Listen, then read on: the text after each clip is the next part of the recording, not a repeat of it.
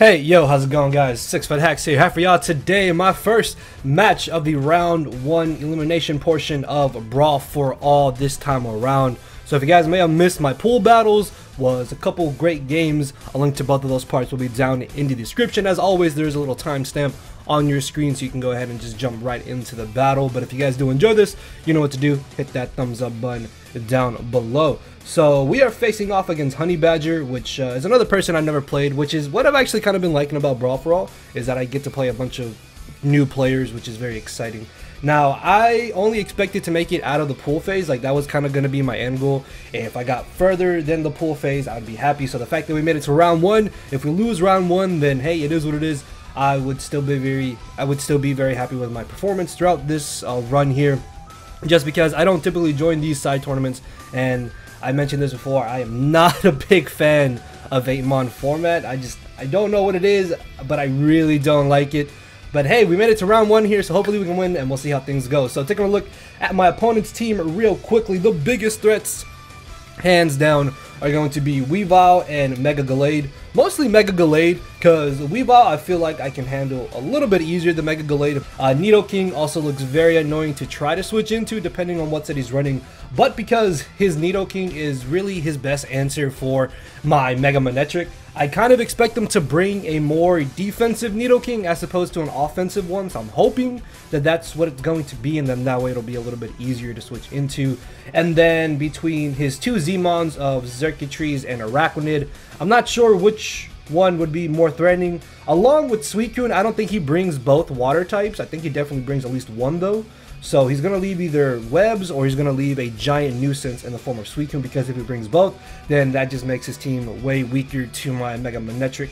So yeah, and then Z Xerxes is really not that scary, I think, but I am forced to run a Scarfer, because if it is Z Hypnosis or Z Electric Terrain, it gets +1 speed, so that could be a little bit scary. And then Cradilly and Comfey, I think, do have merits to come to this match. Most likely Comfey, just because it's his best answer for Hydreigon, and I may not want to bring Hydreigon because of Comfey, so yeah, but I guess Cradilly is also bulky enough to potentially deal with it. But looking at the first team member that I have here, we have nice and standard defensive Celesteela. The fact that I have Flash Cannon was actually a mistake.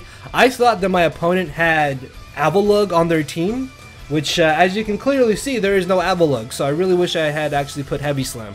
That kind of plays a role later in the match. Is it game changing? It probably didn't matter that much, honestly, but having Heavy Slam would have been a little bit nicer. Regardless though, Leech Seed is very free against his team if he does not bring Cradilly, and this is also one of my best answers to Weavile and Gallade. They should never be able to one-shot me, so I can at least Air Slash for some damage or knock them out, hopefully with the Flash Cannon after a little bit of chip. So the thing about Weavile too in this match is that if I just get a Brox, it's a lot more manageable. So I'm going to hopefully try and get a Brox very early on in this game. Next off, we have physically defensive Blastoise here to help us deal with the Araquanid, along with trying to get out some type of chip damage on the Weavile. Scald, it's just Scald, it's free burns. Toxic is for Suicune, Cradilly, and Araquanid, and Comfey also if it's not running Taunt. Roar is nice for any type of setup that he may want to bring, and then Rapid Spin is of course for webs, because he does not have a ghost type. Hopefully Blastoise will be able to spin and ensure that webs do not stay on our side of the field.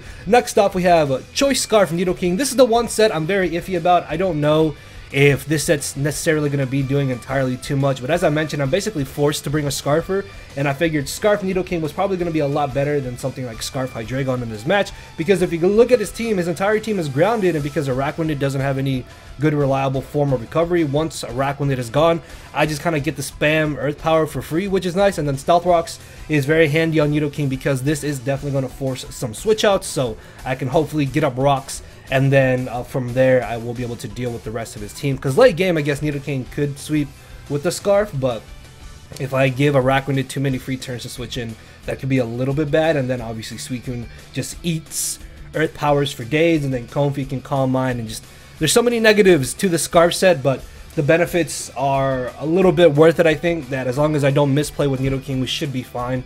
Next off, we have Mega Manectric here, which is able to outspeed the entirety of his team that is not Scarf. And because, again, I do have Mega Manectric, I fully expect a very defensive Nidoking, so we are going to be able to smack that with Overheat and Hidden Power Ice respectively, whichever one does more damage, or even if it switches in, it's still going to be doing decent damage regardless. So that could come in very, very handy. We are running a bit of bulk this time around and a lot less especially offensive power, mainly because Mega Manectric already does so much work to his team. Like, I can deal with his double waters.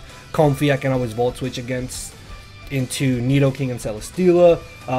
Overheat and HP I still do a decent chunk to Nidoking regardless of it being defensive. Then Thunderbolt does good damage to both Weavile and Mega Gallade, and then Volt Switch is just there for momentum. So I figured having the HP would be nice in case I need this to pivot in, and in case I needed to potentially take a hit from Weavile if I feel like switching this in aggressively with the Intimidate. And that's actually why I have Static instead of having something like Lightning Rod, because if I need to maybe sack off Manectric for some reason, then I can always get the 30% static potentially, so that can also come in handy. Next up, we have Calm Mind Reuniclus here with Psyshock and Hidden Power Fighting. Yes, Hidden Power Fighting because I do not want to miss Focus Blast. I know if I miss Focus Blast, I'm going to lose, most likely because of it. And the great thing about Hidden Power Fighting is that it does about 88% min to the Weavile, so if it's Life Orb, or if it just takes Stealth Rocks damage, or if I just get off any type of chip damage in general, then it should be guaranteed knocked out by Hidden Power Fighting. And as long as I'm at full HP, there is no variant of Weavile that is not boosted that should be able to one-shot me. So that is something I would definitely take in my favor. If I have to go one with it, then that wouldn't be bad. Calm Mind is really only there in case I need to use this to try and set up alongside the Suicune so I can hit it on its physical side. And then the final team member I was really iffy on, and ultimately I decided to bring Hydreigon. And I know I've said this before, it's like, why would you bring a Hydreigon when your opponent has a Comfy? Because I've been in that scenario twice. In one of the previous leagues I was in, I had a Comfy, my opponent both times brought a Hydreigon, and Hydreigon did nothing. But this time around, it's not a choice Hydreigon. This set is actually kind of specifically made to try and deal with the Suicune, because regardless of it being like sub Calm Mind or sub Protect, whatever, I can still sub. My sub's not broken. I taunt it as it tries to go for Calm Mind potentially. That means it's forced to lose its sub after I start spamming Charge Beam. And if my special attack gets boosted and I'm behind a substitute, even though he does have a Weavile, it doesn't really matter, because as long as I have Rock Sub, Weavile is already coming in taking 25%, and then at +1, Hydreigon is still going to be denting some things with Dark Pulse. Dark Pulse I felt was going to be more valuable over Dragon Pulse, mainly because it also allows me to hit the Comfy, so if I get boosted enough, then I can still kind of pressure the Comfy if I'm behind a substitute, so that is something I am willing to take.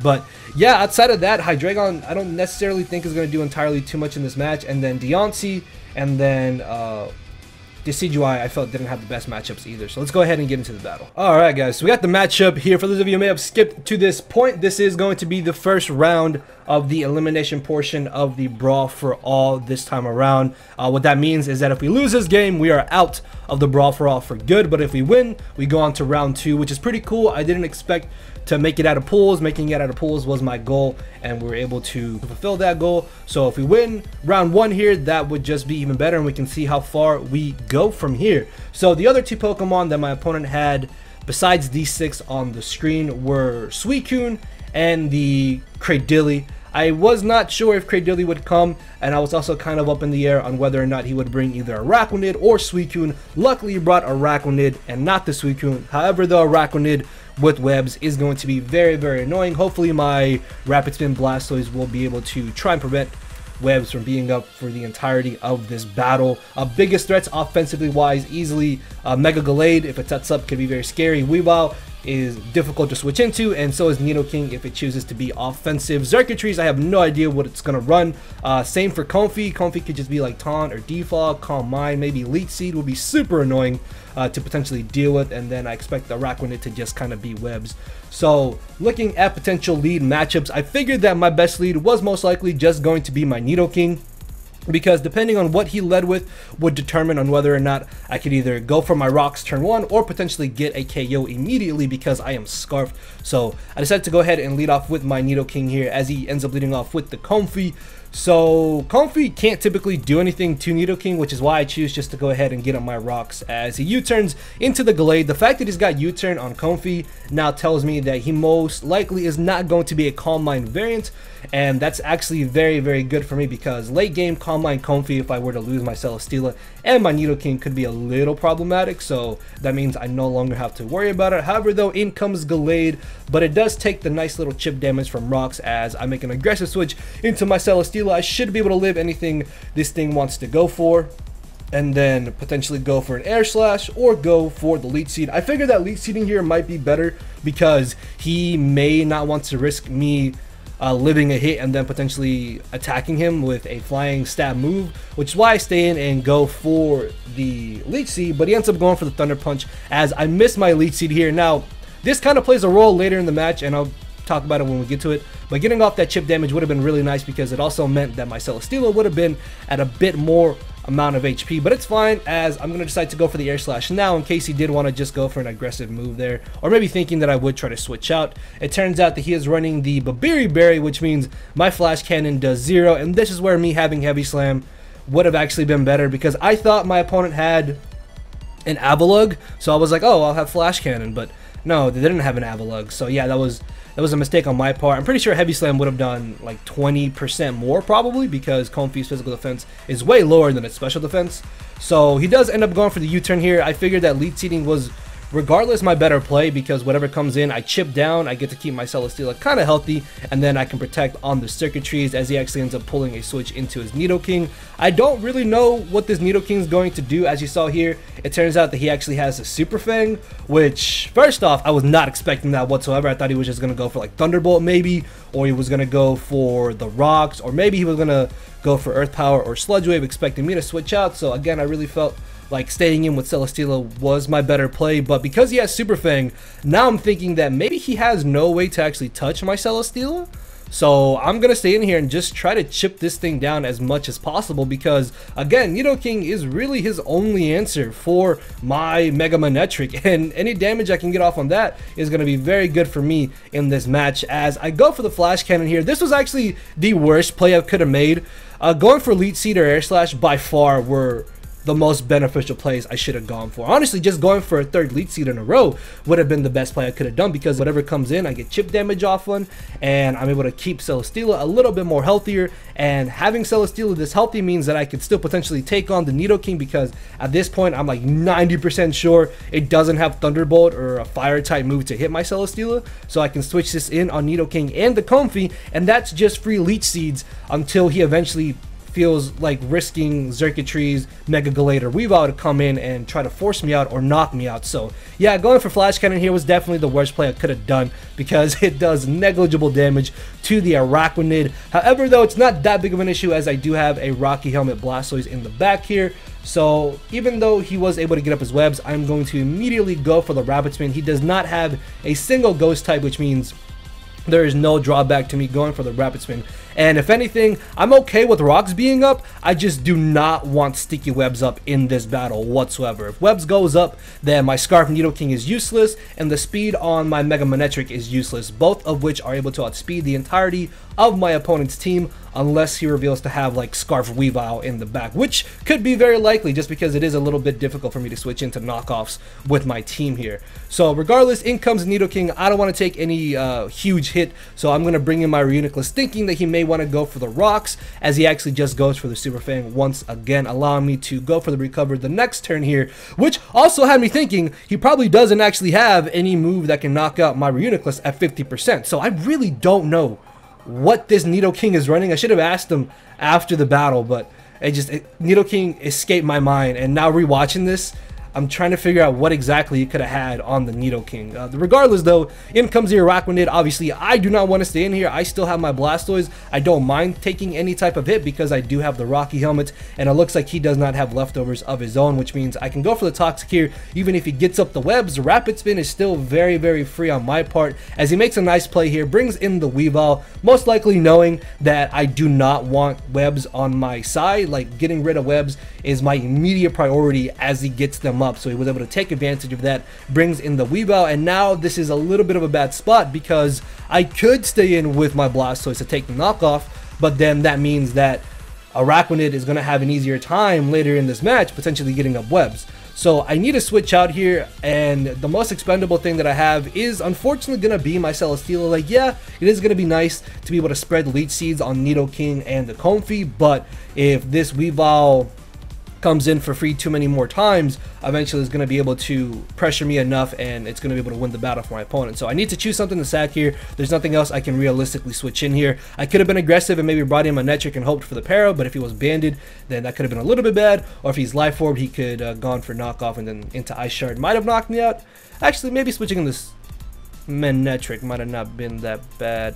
I don't know. Like, losing Celesteela, realistically, I didn't feel was too drastic of a loss for us, as he turns out to be Swords Dance. This is a second Swords Dance Weavile somebody's brought against me. But even though I do lose Celesteela here, we gain some information on this Weavile, as it turns out that he is life orbed, and this is really nice. If I am able to get up my rocks once again, this Weavile should not be a problem whatsoever with it having to take 10% every time it goes for some type of offensive move. But because he did reveal to be life orb, which means he's not Scarf, this allows me to bring in my Mega Manectric and go straight for the overheat, because I thought that he was going to bring in the Nidoking, but overheating also covered the Xurkitries here, and you guys saw how much damage that overheat did, right?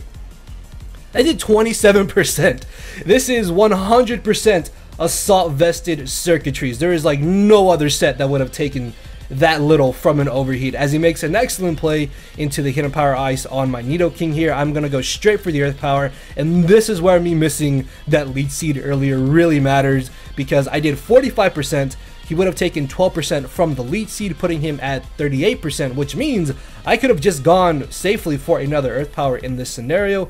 Unless he had tried to switch into his Araquanid, then me going for a second Earth Power here was pretty much no drawback, because whatever came in was still going to be losing a chunk of damage. So yeah, I could have potentially 2 KO'd Gallade here, but yeah, Leech Seed miss unfortunately prevents me from doing that. But expecting him to not go for close combat, I'm actually going to make an aggressive switch into my Manectric. I do have a lot of HP investment, so I should live any hit that he wants to go for, as I go for the overheat and he lives.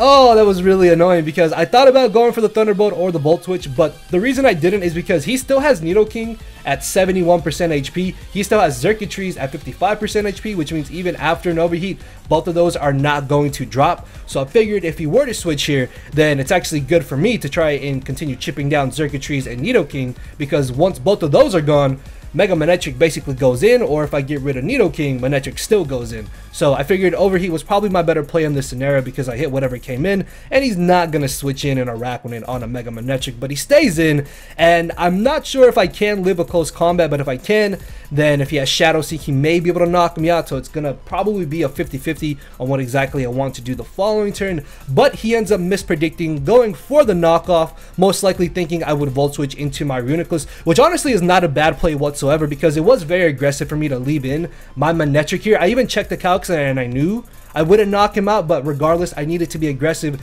just because I need to start taking down his team, trying to even up the score. And if I were able to maybe get a crit or get the absolute highest damage roll, I think I did actually knock out Gallade there, but he did live. Luckily though, he mispredicted with the knockoff, and now I can safely go for the Hidden Power Ice as he switches into the Nidoking. This is amazing, because now there's no way Nidoking should be able to live 2 HP Ices trying to switch in or take 2 overheats. As I bring in my Reuniclus here, he does unfortunately miss the Super Fang, but as I mentioned earlier, I'm pretty positive he doesn't have any way to one-shot my Reuniclus, so I don't necessarily think that miss might have mattered entirely too much, as down goes Nidoking, in comes the Weavile. I need to save my Reuniclus if I'm able to recover back up to full HP, and Calm Mind once this Araquanid is gone. I'm basically in an amazing position, even if he is going to get up the web, so I'm going to make an aggressive switch here into my Blastoise. I know I said I needed Blastoise for the Araquanid, but if I can keep up offensive pressure, and with this Araquanid already being toxic, then I shouldn't be entirely too concerned about the webs. Plus I have Taunt on my Hydreigon if it really comes down to it, to try and prevent him from getting up the webs. But I'm just going to sack off Blastoise here, as I will be able to get off the Rocky Helmet damage and the Life Orb damage, which is amazing, because at 50%, this Weavile is definitely in range of where I can easily revenge kill it with my Manectric, as I am going to go straight for the Thunderbolts, I believe, because I basically got a KO. As down it goes, in comes the Comfey. It turns out that he actually ended up making a bit of a not misprediction, but a misplay here. I'm guessing he read Triage wrong. Like, he's mentioned something in chat, and he said that, oh, Triage isn't Prankster, and then it later turned out that he had Tailwind on his Comfey. So I'm guessing that he tried to bring in Comfy to go for the Tailwind, but even if he had gone for the Synthesis, I just Volt Switch into my Nidoking and I just click Sludge Wave for free, and I either knock out this Comfy or I 2-hit KO whatever comes in. So yeah, I don't really think him misunderstanding how triage work really matters too much here. I don't know, like I've been trying to play out the scenarios in my head, but regardless, I Volt Switch into Nidoking and just click Sludge Wave, and I should be able to 2-hit KO Arachnoid with the toxic damage, I figured, but it is what it is. So I Volt Switch into Hydreigon here as he brings in the Arachnid. I'm going to go straight for the taunt. I do not want these webs up, regardless of whether or not he felt like being aggressive and going for the Leech Seed. Taunting there was definitely the better play I could have made, as he did go for the webs. He turns out to have the liquidation and is able to break my sub. So thinking that he wouldn't have the leech life, I kind of foolishly go for Dark Pulse. Thankfully, this doesn't really matter too much in the end, but I should have probably just gone for another substitute, because even if he had switched out behind a sub, I'm still a problem to his team, and this Weavile being Life Orb means he's going to need to take 20% from trying to break my sub as well as finishing off my Hydreigon, and then that allows me to go for the Dark Pulse on it and get off a little bit of damage, putting it into range of where it's probably only going to do one more Life Orb hit. So yeah, not subbing here was a bit of a misplay, but I guess Dark Pulse also did have the chance to flinch, as he is going to be out of range of Toxic plus the Dark Pulse the following turn, if I'm not mistaken. I do want to go for the taunt because I don't want webs being set up on my side of the field, as I will be able to bring in my Nidoking here and just go straight for the Earth Power to claim my KO. In comes the Weavile. Now, this is where things get a little bit tricky, because what I'm going to actually decide to do is sack off my Nidoking here to the Ice Shard, because what that allows me to do is bring in my Manectric, go for the Volt Switch to either knock out the Weavile and then bring in my Reuniclus, where it's Reuniclus and Manectric against Xurkitree, or I bring in my Manectric after he knocks me out with the Ice Shard, and then I Volt Switch on his switch into Xurkitree. I go for the recover with my Reuniclus, and my Reuniclus is able to get a kill with Psyshock, or if he feels aggressive and brings in a Weavile, with me being at full HP, I live a knockoff because of my Colbur Berry, and I knock him out with the Hidden Power Fighting. So I really felt like just sacking off Nidoking was the better play I could have done in this scenario. But it turns out that I'm guessing he doesn't have the Ice Shard because he didn't go for it, and Scarf Nidoking is basically able to pull out the victory here. So yeah, good games to Honey Badger there. Was not expecting Nidoking to get like 4 KOs in this game, because I said this was the one set that I was really iffy on, but it definitely came in handy here. So if you guys did enjoy the battle, make sure to hit that thumbs up button down below. With that being said, I will see you all tomorrow on Valentine's Day, most likely. It is the 13th today. It is my son Javier's birthday. Mr. 3FootHax has turned 4 years old, so that's very exciting. But yeah, with that being said, if you guys did enjoy, hit that thumbs up button down below, and I'll see you all tomorrow, more than likely, right? Yeah. Bye. Later, guys. Cause my brain and heart are both tied in a knot, and this hinders me from crying a lot. This causing me to show no emotion. But when I said I cared, I wasn't joking. But I guess it's too late for me to become broken. For now, I'm living with no more pain, tears, or hoping. I'm just coasting. Yeah, I said I'm coasting. No more pain, tears, and hoping. For real.